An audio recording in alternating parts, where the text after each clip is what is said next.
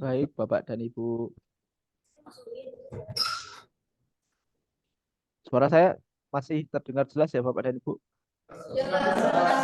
Oke, baik. Saya akan lanjutkan. Sebentar, tadi saya kemana ya?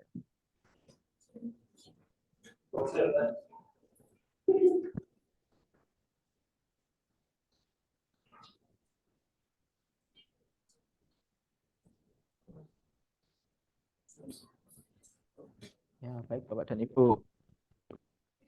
Ya, intinya apa yang saya sampaikan tadi adalah carilah kalau ingin sesuatu yang baru, Bapak dan Ibu, salah satu yang mudah atau novelty, salah satu yang mudah adalah carilah topik-topik yang terkini.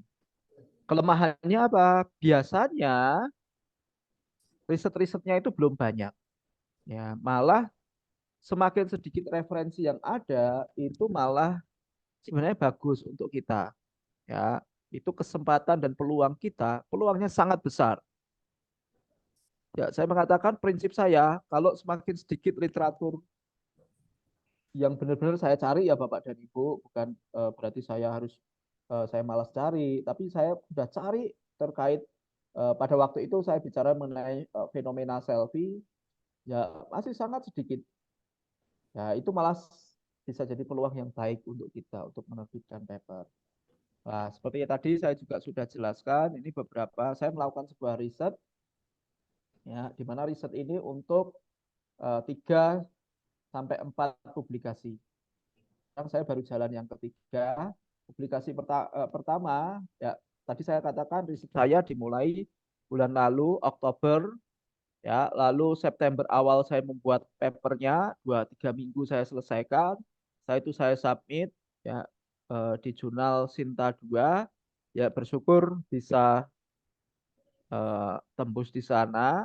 Desember bisa terbit, ya walaupun sampai sekarang untuk eh, apa PDF-nya masih belum belum apa muncul di websitenya karena masih layout, ya finalisasi layout dari jurnal The Winner ini. Nah, paper kedua saya submit ini juga eh, hubungannya dengan compulsive buying Bapak dan Ibu. Ya, judulnya saya buat ketika ketika kita clicking menjadi tidak terkontrol. Ya, itu satu konsep yang identik dengan namanya compulsive buying. Ya, saya submit ke Jurnal Manajemen dan Pemasaran di bulan awal Februari ini. Ya, awal Februari ini masih proses. Saya juga belum tahu hasilnya. Lalu paper ketiga karena saya sudah submit, saya buat paper ketiga. Saya istirahat seminggu, sorry, 2 minggu, hampir 2 minggu karena pekerjaan ya Bapak dan Ibu untuk mempersiapkan eh, mempersiapkan semester baru, ya. Terus setelah itu setelah 2 minggu lebih saya istirahat, saya memulai paper ketiga, ya masih dengan tema yang sama karena risetnya terkait dengan kalau nggak terkait dengan live streaming, addiction, lalu compulsive buying atau impulsive buying. Nah ini sedang dalam tahap penulisan, nah, Bapak dan Ibu. Nah itu Bapak dan Ibu. Sehingga yang bisa kita lakukan adalah cari ini. Kalau Bapak dan Ibu tanya, kan tadi satu, cari topik yang Bapak Ibu sukai. Tapi kalau Bapak Ibu topiknya itu Bapak Ibu searching di jurnal-jurnal ternyata out, maka cari yang tren terkini. Kalau sudah seperti itu,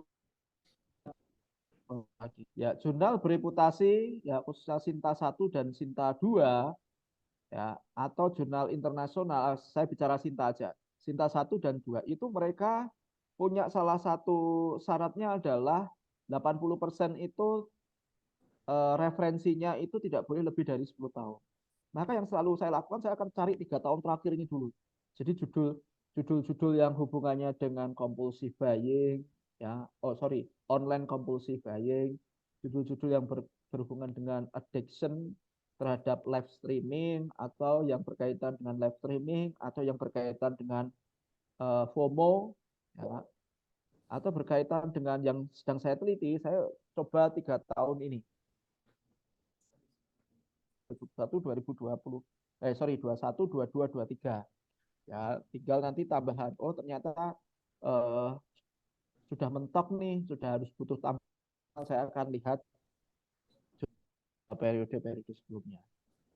Ya, ada satu teknik namanya waktu ya Bapak dan Ibu. Intinya ya dulu kalau dulu buat membuat bagan seperti ini ya untuk bagian eh, misalnya saya mau menti mengenai compulsive buying online OCB online compulsive behavior ya, OCBB online compulsive buying behavior. Saya akan cari ya mulai dari pertama kali itu ada yang online ya. Misalnya oh di 2020 ya. Terus saya cari ini penelitinya siapa, riset gapnya apa di dalam paper itu ya Bapak dan Ibu. Misalnya ini Andi 2020. Nya apa? Lah saya tulis. Nah, nomor 2 misalnya di 2000 masih 2020 misalnya Ali atau siapa. Saya cari itu. Tujuannya saya perkembangan online compulsive buying itu bagaimana? Proses saya seperti ini.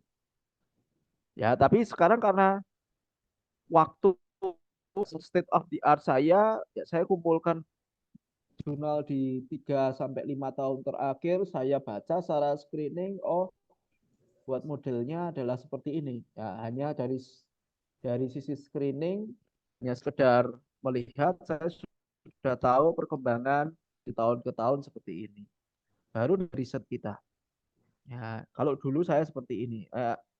Kalau masih sebenarnya masih ada banyak waktu ini akan sangat baik Bapak akan sangat baik untuk membantu tesis Bapak dan Ibu bahwa untuk memunculkan sesuatu yang baru.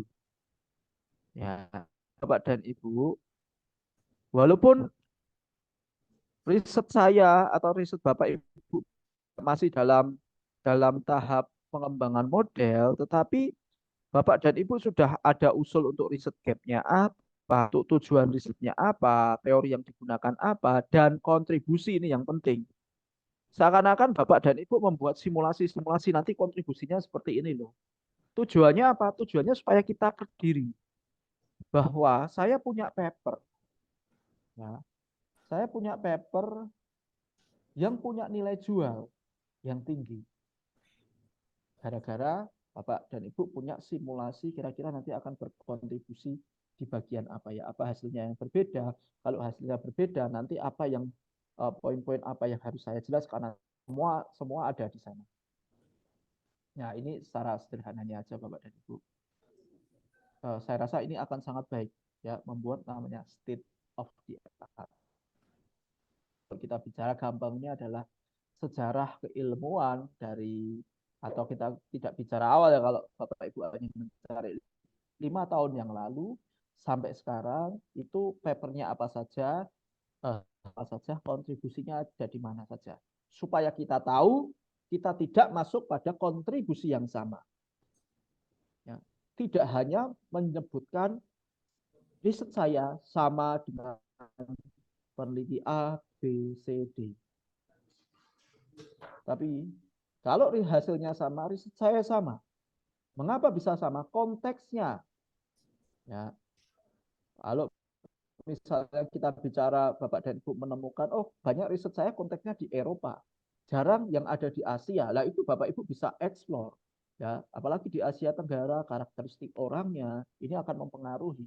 Apalagi ada data-data ya seperti oh kebanyakan ternyata responden saya wanita. Nah itu bisa digunakan sebagai data tambahan.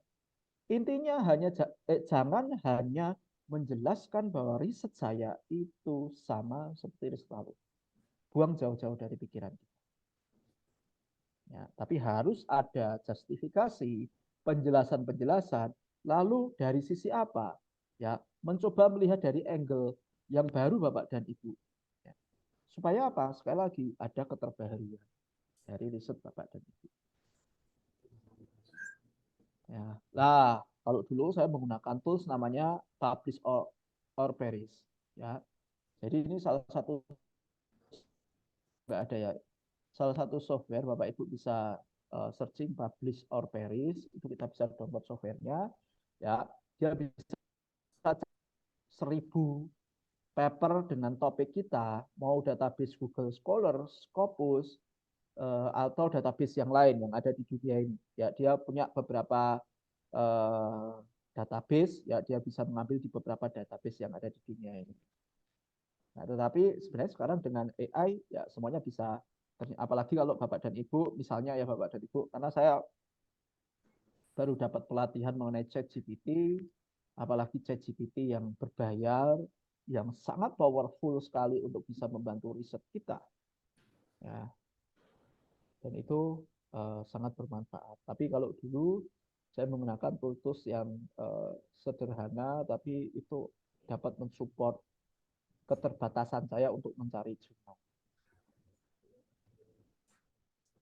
Nah, sekarang kita lebih ke teknis Bapak dan Ibu terkait menulis. Jadi kurang lebih sekitar mungkin ya 30 menit, 45 menit lagi ya Bapak dan Ibu. Kalau dulu saya menulis paper itu mulai dari judulnya apa, baru pendahuluan. Sekarang tidak Bapak dan Ibu. Ya, judul dalam publikasi itu selalu saya tetapkan di terakhir. Pertama adalah bagian kiri ini Bapak dan Ibu, lalu menuju ke arah yang kanan.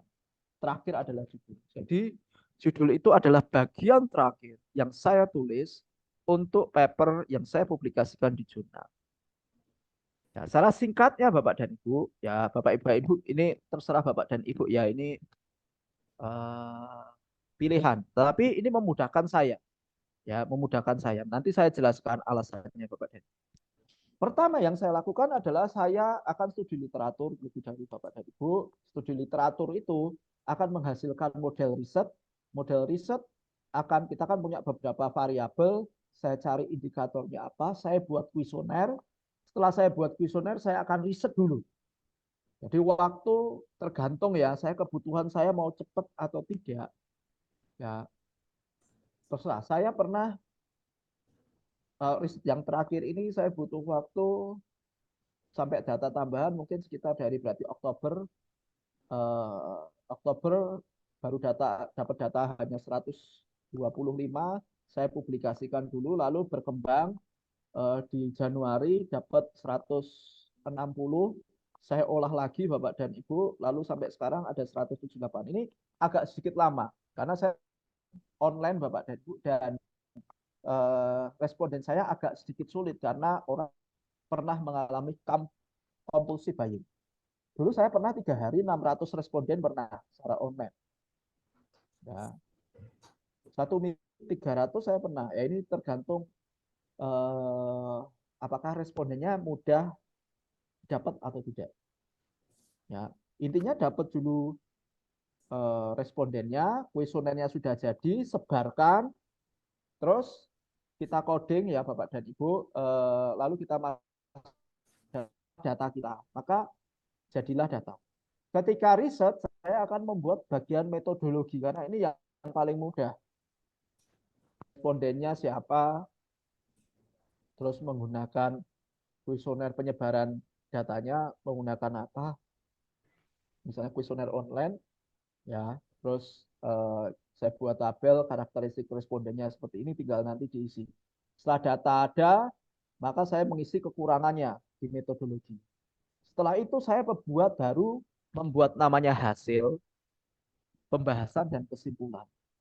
Jadi bagian pertama saya nggak membuat yang namanya literatur review. Literatur review itu sudah di bagian drafting.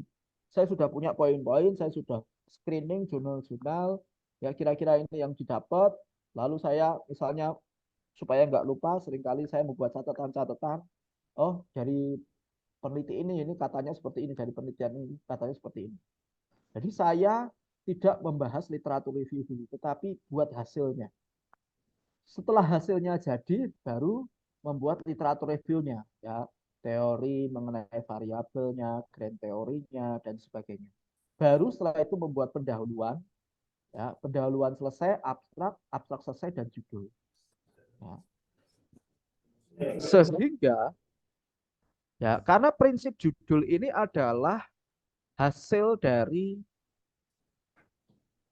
riset kita, hasil dari dasarkan mengenai hasil riset kita. Kalau judul di tempat pertama, maka sebenarnya dia hanya masih membuat hipotesanya. Ya, nanti kita akan bicara sekilas mengenai judul. Ada banyak, sebenarnya ada banyak membuat judul, Bapak dan Ibu. Ya, nanti kita akan coba lihat.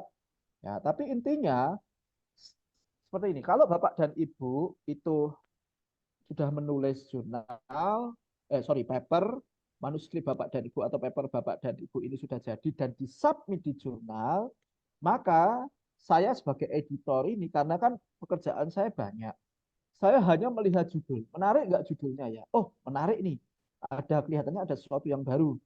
Yang kedua yang saya lihat adalah abstraknya. Di abstrak ini apa ya metodologinya? Oh, seperti ini. Berapa respondennya, tujuan risetnya apa, terus apa hasilnya, terus ada nggak kontribusi ya di dalam uh, body of knowledge. Terakhir saya akan melihat di pendahuluan. Ya, karena pendahuluan itu juga harus mempresentasikan dari keterbaruan yang ada.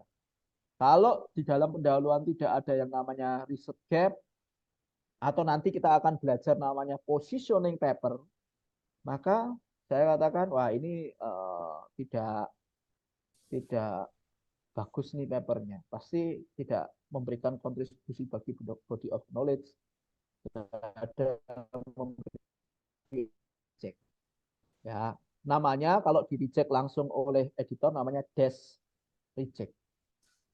Ya, berarti rejected paper Bapak dan Ibu ditolak dari editornya. Tapi kalau wah bagus ya, oh di pendahuluan juga ada positioning papernya, apa penelitian terdahulu gapnya apa, lalu yang membedakan apa nanti saya akan coba tunjukkan Bapak dan Ibu. Itu. Sehingga kalau membuat eh, pendahuluan abstrak dan judul tanpa tahu hasilnya, saya rasa juga itu akan mengurangi bobot dari paper kita. Karena pendahuluan itu sebenarnya juga menceritakan mengenai motivasi kita menulis, positioning paper kita, hasilnya, lalu seringkali atau beberapa beberapa eh, paper yang terbit di jurnal bereputasi itu akan menulis juga apa kontribusi teorinya di sana. Nah, kita nanti lihat satu persatu, Bapak. Secara singkat, Bapak dan Ibu. Kita lihat dari judulnya dulu ya, Bapak dan Ibu. Bagaimana membuat judul. Intinya adalah judul itu harus menggambarkan seluruh penelitian yang dianggap penting. Ya, jadi kalau misalnya Bapak dan Ibu bisa melakukan penelitian, ya karena saya kuantitatif Bapak dan Ibu ya, misalnya seperti ini, ada model yang sederhana.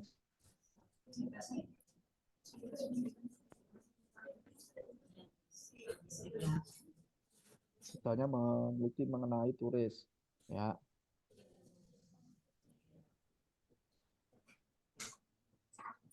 Ini sederhananya Bapak dan Ibu, ya.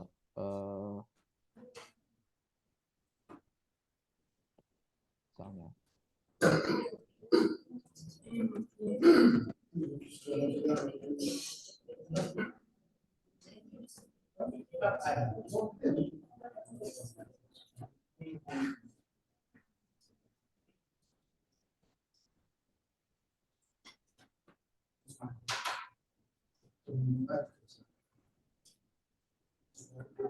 Nah, misal ini model riset Bapak dan Ibu di mana pengalaman turis dan kualitas pelayanan yang dipersepsikan oleh turis akan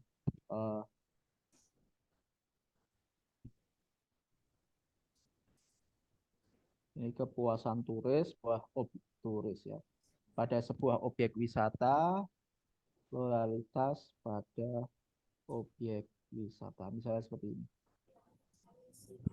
Ya. Lah, kalau dari awal, Bapak Ibu eh, membuat judul di awal, pasti judul pengaruh pengalaman turis, kualitas layanan, dan kepuasan turis terhadap loyalitas objek wisata. Ya, semua variabel akan dimasukkan karena merasa penting. Ya, karena nggak tahu hasilnya kan, ditulis judul ditulis pertama.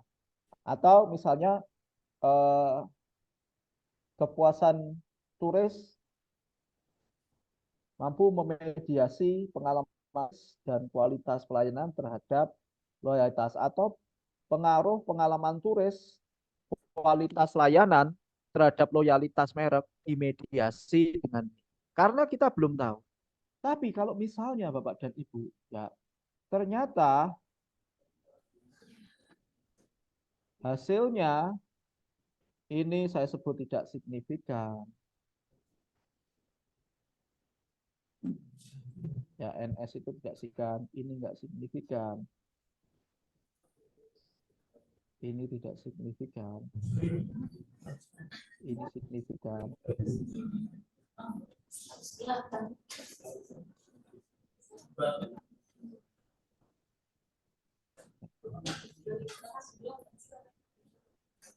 Nah, ini signifikan.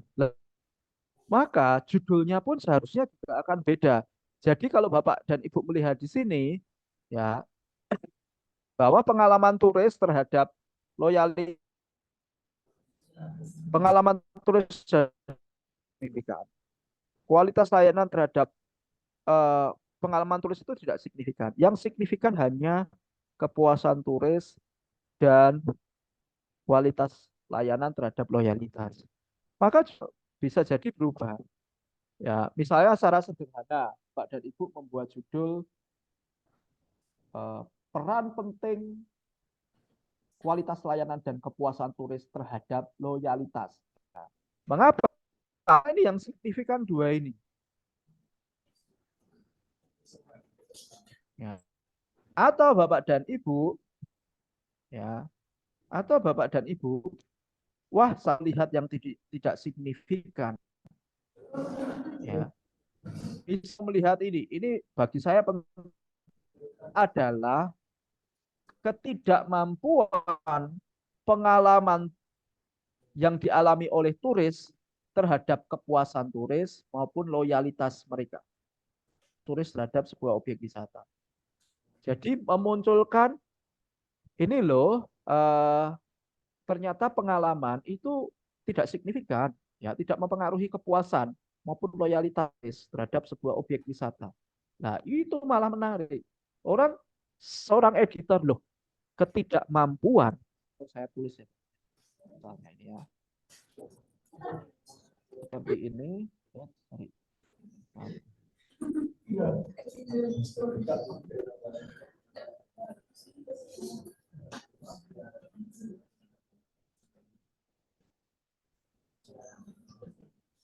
Ketidakmampuan kemampuan pengalaman yang pengalaman turis itu ya turis terhadap kepuasan dan loyalitas terhadap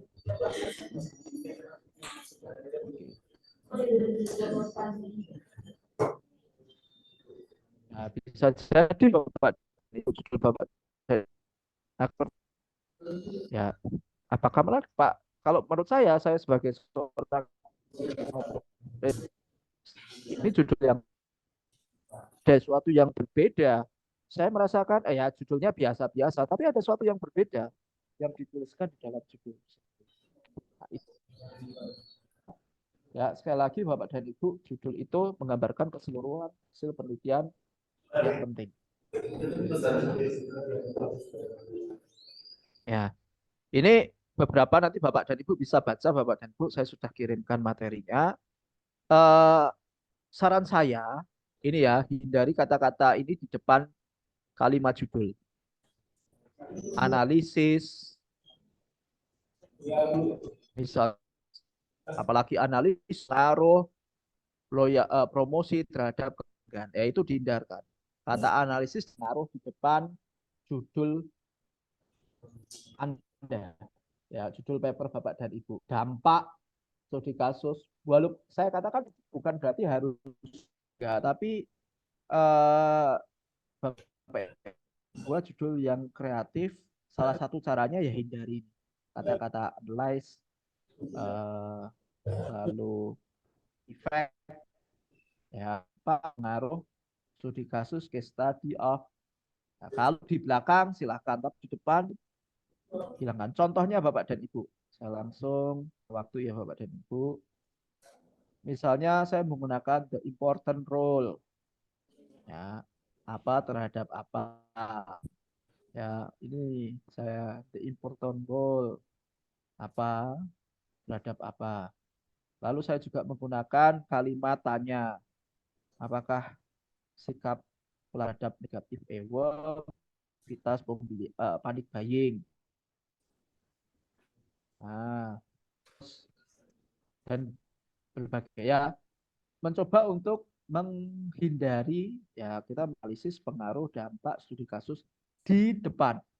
Ya, saya katakan di depan kalimat judul Bapak dan Ibu.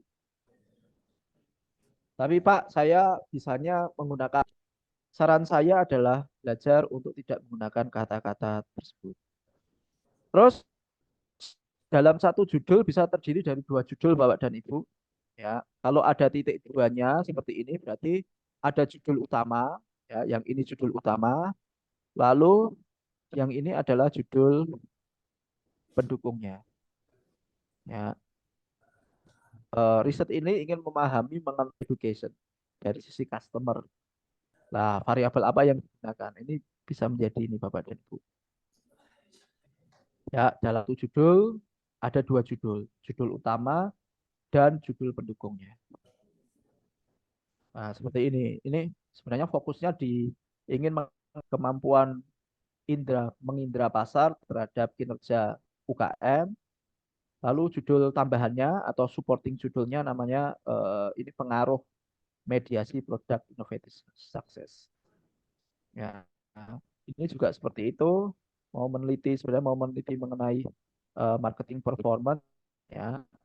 Terus judul supporting judulnya adalah peran mediasi kemampuan masuk pasar. Ya, ini masuk di salah satu jurnal afiliasi dari Emerald. Prosesnya sekitar 2,5 tahun, hampir 3 tahun lah, hampir 3 tahun. Free. Ya.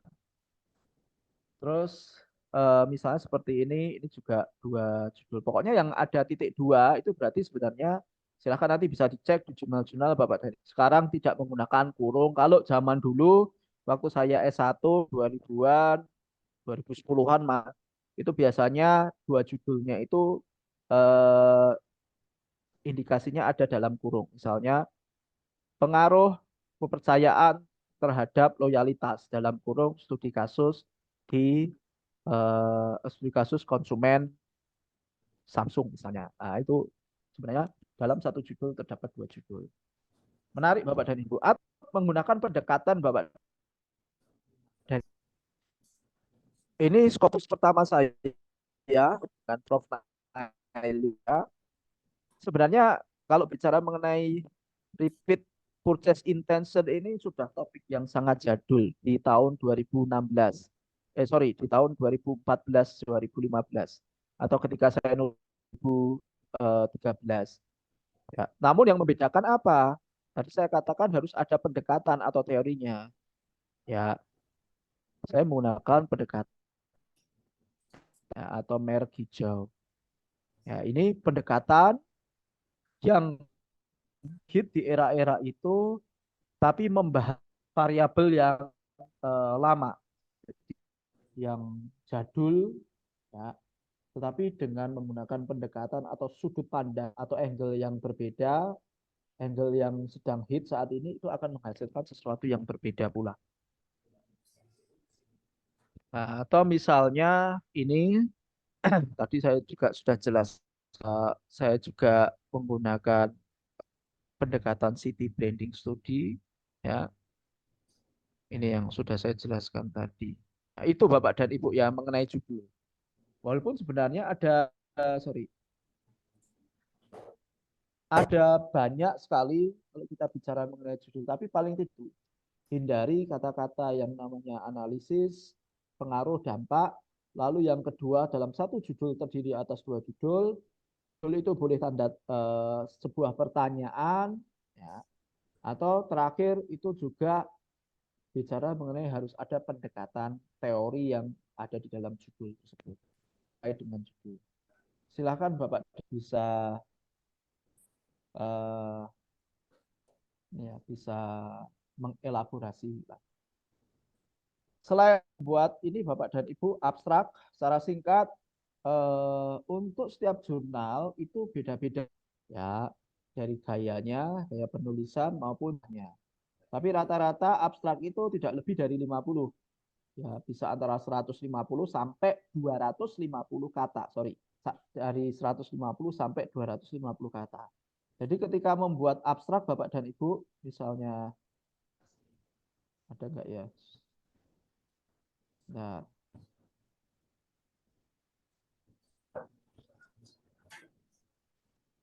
misalnya membuat abstrak Bapak dan Ibu kan ya, ya. Ada yang indikasinya 150 sampai 250, ada ya udahlah 100 yang penting di atas 100 itu enggak masalah ya. Eh, Kalau yang jurnal sebelumnya itu saya diminta lebih dari 10, tapi kalau ini saya menggunakan hanya 137 Bapak dan Ibu bisa lihat di sini ada 137. Kalau di Word bisa ketahuan. Pokoknya bagi saya harus di atas 100, di bawah 250. Atau kalau mau lebih ini lagi di atas 150 kata, maksimal 250 kata. Lalu isinya apa? Secara singkat, ada 4 isinya. Ya, tidak perlu bahkan kalimat pendahuluan. Misalnya Bapak Ibu meneliti eh, ya, atau misalnya mebel ya, terkait mebel Bapak Ibu abstrak menuliskan industri mebel saat ini sedang berkembang pesat. Ya, data menunjukkan bahwa dari 2015 sampai 2023 terjadi yang ada di Flores.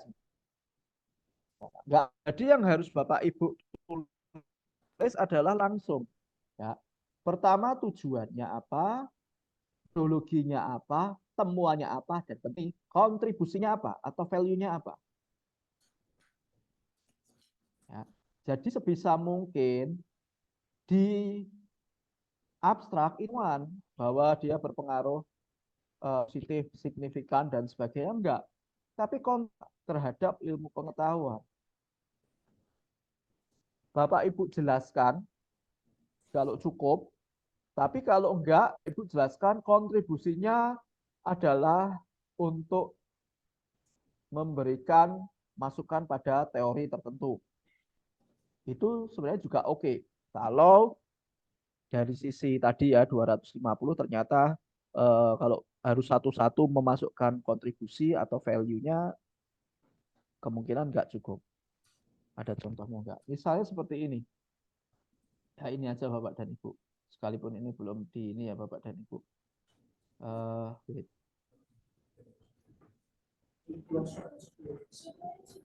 Nah, ini Bapak dan Ibu, kan Bapak dan Ibu harus jelaskan tujuannya.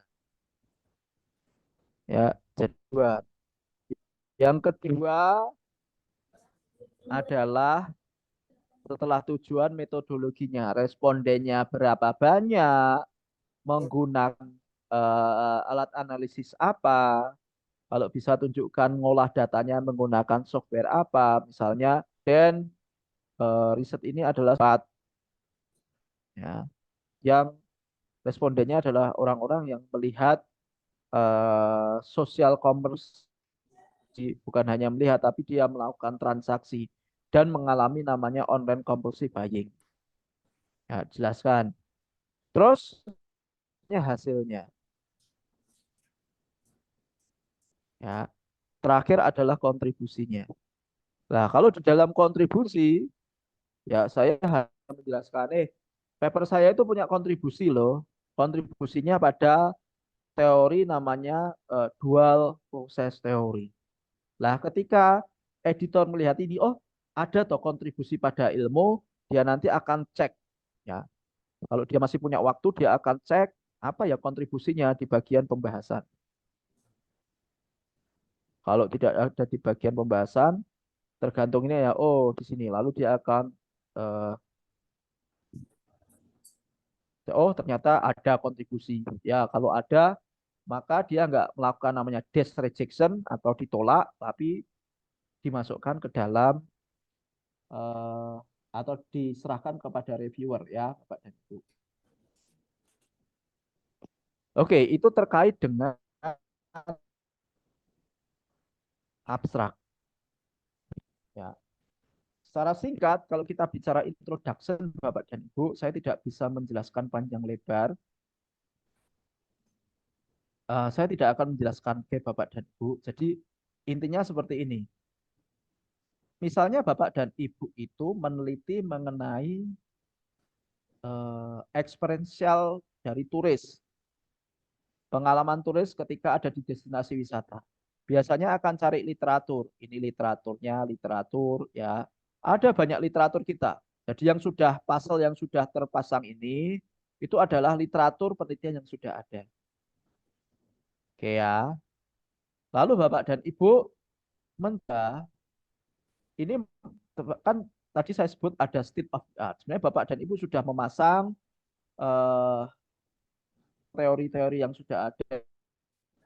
Terus Bapak dan Ibu melihat apa sih yang belum ada, ya. Kan di sini masih ada nih yang belum ada, yang belum terpasang. Itu adalah kontribusi Bapak dan Ibu. Sehingga ada pasal ini Bapak dan Ibu. Ini adalah penelitian di bidang misalnya topiknya tadi pengalaman turis di objek wisata. Fungsinya apa? Kalau Bapak dan Ibu sudah tahu bahwa oh ada bagian yang belum pernah diteliti sih oleh peneliti sebelumnya. Ya, bagian kosong ini kita sebut sebagai research gap. Nah, sederhananya. Terus apa yang harus Anda lakukan? Nah, research gap itu kesenjangan penelitian. Ya, Bapak dan saya dan Bapak dan Ibu. Nah, kalau ini dipublikasikan di jurnal tertentu akan membuat literatur terkait dengan pengalaman turis itu akan lebih lengkap. Ya, jadi Bapak Ibu sedang menutup namanya research gap atau kesenjangan penelitian. Itu tugas Bapak dan Ibu. Ya, saya tidak akan jelaskan mengenai research gap Bapak dan Ibu karena cukup panjang. Saya akan jam aja Bapak dan Ibu. Ya, ini ada beberapa research gap. Paling mudahnya adalah ini Bapak dan Ibu. Kalau Bapak dan Ibu misalnya menemukan keterbatasan penelitian di penelitian yang dulu, itu bisa masuk kategori riset gap. Misalnya ini ada penelitian, keterbatasan penelitian ini adalah menerapkan Green Campus sehingga dalam menemukan responden terbatas pada jumlah. Untuk penelitian yang akan datang memperluas wilayah, ya. Jadi sarannya adalah mana tadi? Memperluas kampus di Indonesia. Lalu keterbatasan lainnya adalah ini. Untuk dimensi pro environment attitude masih konsep secara umum. Sarannya lah, sehingga Bapak dan Ibu, ini kan paper yang terdahulu. Ini dijadikan sebagai gap kita. Mengapa? Karena penulis menemukan ada celah yang dia rekomendasikan. Ini belum pernah diteliti loh. Atau saya nggak bisa mampu meneliti sampai segini. Ya. Maka sarannya silakan satu memperluas yang namanya wilayah yang awalnya hanya misalnya daerah sebut saja Flores gitu ya di sebuah kota, lalu diperlebar bukan hanya sebuah kota tapi oke kampus-kampus yang ada di Indonesia. Yang kedua adalah ini sarannya ya. Jadi di penelitian Anda Bapak dan Ibu akan memasukkan ini sebagai memang belum pernah diteliti sebelumnya ya, dia rekomendasikan pun juga pasti melihat penelitian-penelitian sebelumnya. Ini paling mudahnya. Jadi paper Bapak dan Ibu akan menjelaskan riset gap di penelitian ini adalah bahwa ada keterbatasan penelitian di penelitian A si B di tahun 2020-2021 di mana dalam penelitian itu memberikan saran ya seperti ini dan itu yang akan jadi penelitian kita. Itu yang namanya riset gap. Yang paling sederhana. Atau Bapak dan Ibu yakin bahwa sebenarnya belum ada penelitian. Ada statement sangat terbatas loh penelitian di bidang ini. Ya, belum pernah loh ada penelitian di bidang ini. Ya, itu bisa jadi riset gap. Nah, saya mau fokus di sini karena ini bagian penting di bab 1 Bapak dan maaf, di bab pendahuluan. Namanya adalah positioning paper. Maaf ya Bapak Ibu, saya agak sedikit speed ya supaya bisa selesaikan semuanya. Ya, namanya adalah positioning paper. Positioning paper itu adalah apa sih yang membedakan penelitian kita dengan penelitian sebelumnya? Sehingga Bapak Ibu bisa menyampaikan kepada baik editor atau nanti pembaca secara umum. Kalau Anda semua editor maupun pembaca paper saya bahwa ada yang berbeda dengan paper saya dengan paper yang lain. Paper saya ini seperti ini loh. Paper lain berbeda. Ini biasanya disampaikan di paragraf terakhir. Ya, Bapak dan Ibu bisa melihat ini kombinasi antara riset gap dan positioning paper. Misalnya ini, ada dua riset gap dan dua positioning paper. Pertama, itu adalah riset gapnya masih ada literatur yang terbatas karena panic buying di era COVID itu pasti literaturnya terbatas. Kita sampaikan itu boleh dan memang benar-benar real ya bahwa masih terbatas yang menghubungkan antara panic buying atau aktivitas pembelian panik terhadap kepuasan. Jadi nggak ada literatur, memang benar-benar nggak ada literatur. Lalu itu kita kan sudah jelaskan paper lalu seperti ini loh. Lah positioning kita ya Bapak dan Ibu bisa melihat di sini. Sorry. Beberapa literatur ini beberapa literatur mendiskusikan dampak pandemi ya, panic buying ya, di ini supply chain, lalu anatomi panic buying dan sebagainya. Lalu tidak ada studi yang menjelaskan di area pemasaran, khususnya dampak panic buying terhadap kepuasan pelanggan. Sehingga Bapak dan Ibu, kalau Bapak dan Ibu menulis seperti itu, ya, maka Bapak dan Ibu sedang menunjukkan ini loh yang membedakan paper saya dengan yang lain. Itu sangat menarik. Editor maupun reviewer ketika membaca, oh ada sesuatu yang berbeda. Dimulai dari apa? Pendahuluan. Ya. Terus bagian kedua misalnya, gapnya relational choice theory itu tidak pernah digunakan. Saya baca mengenai teori pilihan rasional itu selalu bicara, sorry, ya selalu bicara terkait dengan hal-hal yang tidak ada hubungannya dengan marketing. Ya di ilmu sosial tapi nggak ada di marketing. Maka positioning paper kita adalah tidak ada yang membahas RCT, ya, maka saya mengusulkan RCT sebagai dasar teori yang saya gunakan. Nah, itu positioning paper. Jadi coba tunjukkan apa yang berbeda paper Anda dengan paper sebelumnya. Nah, itu yang harus ditunjukkan. Terus ini contoh lain misalnya Bapak dan Ibu, ini penelitian saya dengan Prof. Alex dan dulu mahasiswanya ya Soban Arisian dari La Trobe University Melbourne, Australia. Kami membahas mengenai ini inkubator di universitas-universitas yang punya visi misi entrepreneurship.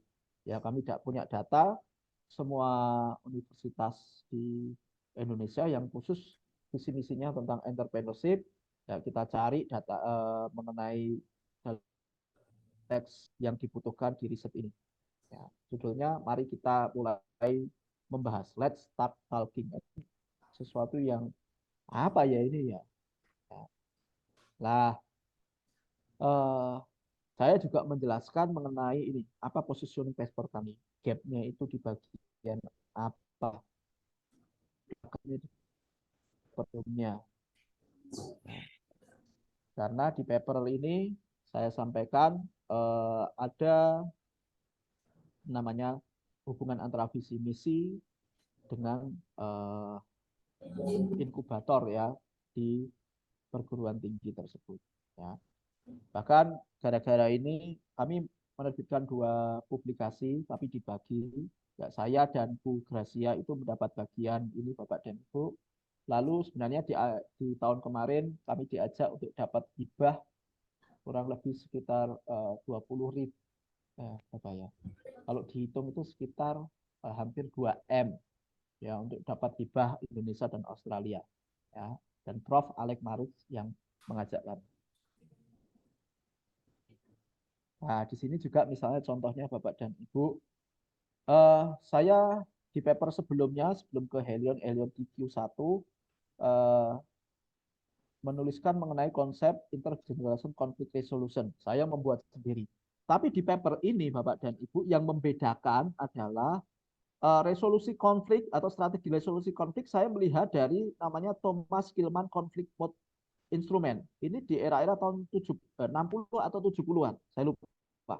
Antara 60 atau 70-an. Jadi ada pengukuran bagaimana meresolusi konflik. Lalu saya hubungkan dengan konsep yang saya punya di paper sebelumnya. Ya, saya jelaskan bahwa kalau di sini yang Thomas Kilmann konflik ini akan digunakan fokusnya adalah di small, bukan di large company. Ya, dan saya menggunakan ini sebagai sudut pandang untuk menyelesaikan konflik di bisnis keluarga, khususnya level UKM. Jadi ada ini Bapak dan Ibu, ada apa yang membedakan? Intinya seperti itu, positioning paper. Ini juga Bapak dan Ibu, nanti Bapak dan Ibu bisa ini ya Bapak dan Ibu, bisa baca. Saya yang terakhir aja Bapak dan Ibu terkait dengan bisa dalam paper itu bagian result dan hasil dan pembahasan kesimpulan itu adalah original kita, ya. Seharusnya tidak banyak lagi yang namanya referensi-referensi. Kalau di bagian pendahuluan, literatur review, metodologi itu pasti akan banyak referensi. Ya, minimalkan di bagian results, pembahasan, kesimpulan itu minimalkan referensi. Ya, karena seakan-akan itu adalah hasil kita, originalitas kita, tulisan kita. Walaupun kita tetap juga menggunakan referensi. Apa bedanya bahasan? Intinya kalau result itu hasil riset Bapak dan Ibu, ya mulai dari apa asumsi, misalnya menggunakan regresi berganda, apa asumsinya, hasilnya bagaimana, validitas, reliabilitasnya, asumsi klasiknya, bagaimana hasilnya. Ya semua dijelaskan angka. Ya kalau menggunakan SEM, Structural Equation Model, yang covariate base, misalnya selain validitas, reliabilitas, ada normalitas, goodness of fit, dan sebagainya. Ya, semuanya dijelaskan sebisa mungkin di dalam sebuah tabel yang bisa dibaca dan mudah membacanya, banyak orang mudah membaca secara umum. Nah, kalau seperti ini sedang membahas mengenai validitas reliabilitas, ya, validitas menggunakan apa, validitas menggunakan apa nanti dijelaskan. Saya tidak akan jelaskan. Intinya hasil itu ada Bapak dan Ibu mengungkapkan fakta-fakta dalam bentuk angka.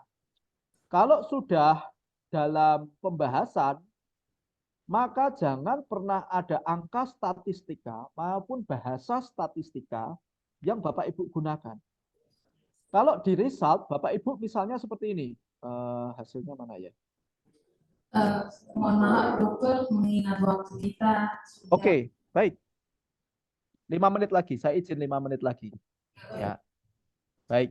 Kalau di dalam result, Bapak dan Ibu masih bisa menggunakan angka dan kalimat statistika. Kalimat statistika itu misalnya Bapak dan Ibu melihat hipotesa 1 ini, ya, kemampuan ECRM mempengaruhi aktivitas co-sharing information, ya, hasilnya betanya positif signifikan, ya. Berarti kalimat statistikanya adalah dari riset ini maka ECRM capability berpengaruh positif dan signifikan terhadap co-information sharing activity. Itu kalimat statistika. Tetapi kalimat statistika itu tidak di dalam ya Bapak dan Ibu. Pembahasan itu kalimatnya misalnya Bapak dan Ibu menjelaskan seperti tadi, maka kalimatnya adalah ECRM capability mampu meningkatkan co-information sharing activity, mampu memboosting, ya, mampu memotivasi misalnya, kalau itu cocok. Jadi jangan ada di pembahasan ini sekali lagi jangan ada angka, ya, misalnya beta dan sebagainya, jangan ada angka. Yang kedua jangan ada kalimat-kalimat statistika di dalam. Dan yang paling penting di dalam pembahasan ada yang namanya implikasi teori. Ya. Misalnya contohnya ini, Bapak dan Ibu tinggal membahas, misalnya hipotesa 1 ECRM capability mempengaruhi co-information sharing, ya.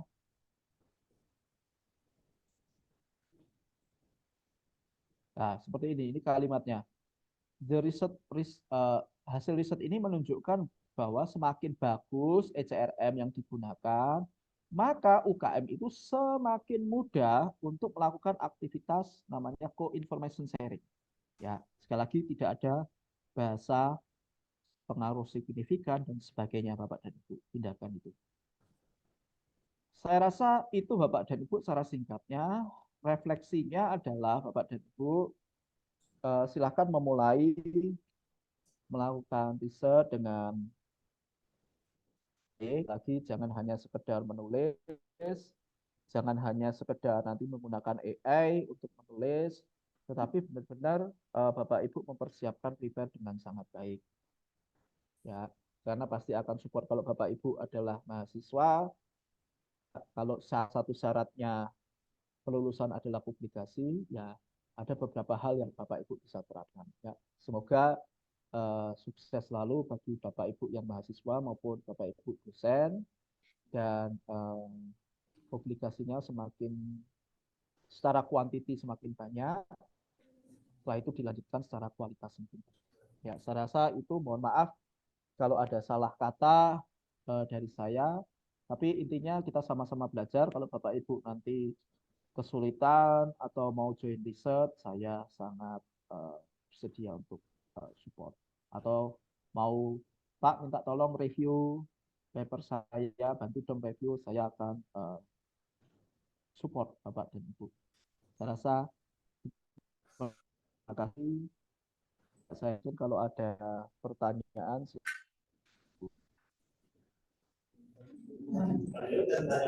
Baik, terima kasih kepada pemateri ketiga, Dr. Edi Adrian SPMBA, yang sudah memaparkan materi mengenai teknik penulisan artikel ilmiah. Mungkin ada Bapak Ibu yang ingin bertanya, waktu dan kesempatan. Mungkin nanti materinya bisa dikirimkan by email dok, biar nanti teman-teman bisa mempelajari lebih lanjut sehingga ada pertanyaan-pertanyaan bisa disampaikan. Bisa Baik, ya dok? baik. Oh, bisa, bisa. Saya sudah kirim ke Pak Mansur. Ya, atau nanti saya minta email, saya akan kirim segera. Baik, terima kasih dok.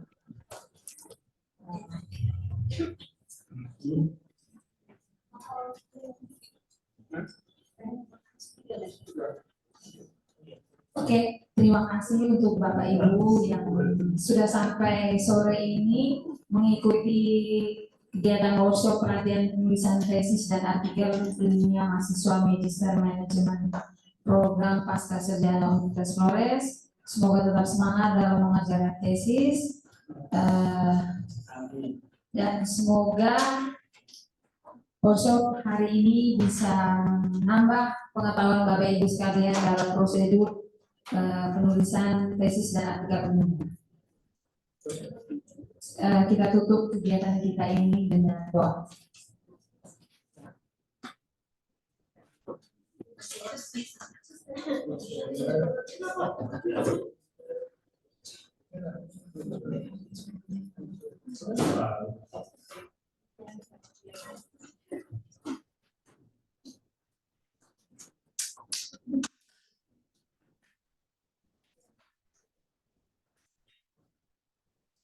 Bapak Ibu saudara-saudari sekalian, marilah kita melakukan berdoa dan izinkan saya memperjuangkan ajaran dan waktu.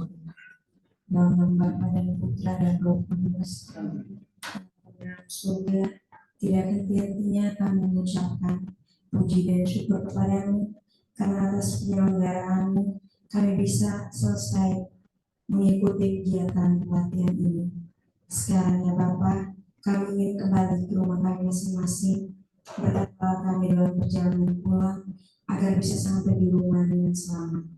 Namamu kami puji kini dan sepanjang masa. Dalam nama Bapa dan Putra dan Roh Kudus. Terima kasih. Terima kasih Bapak dan Ibu semuanya. Izin Dave. Thank you.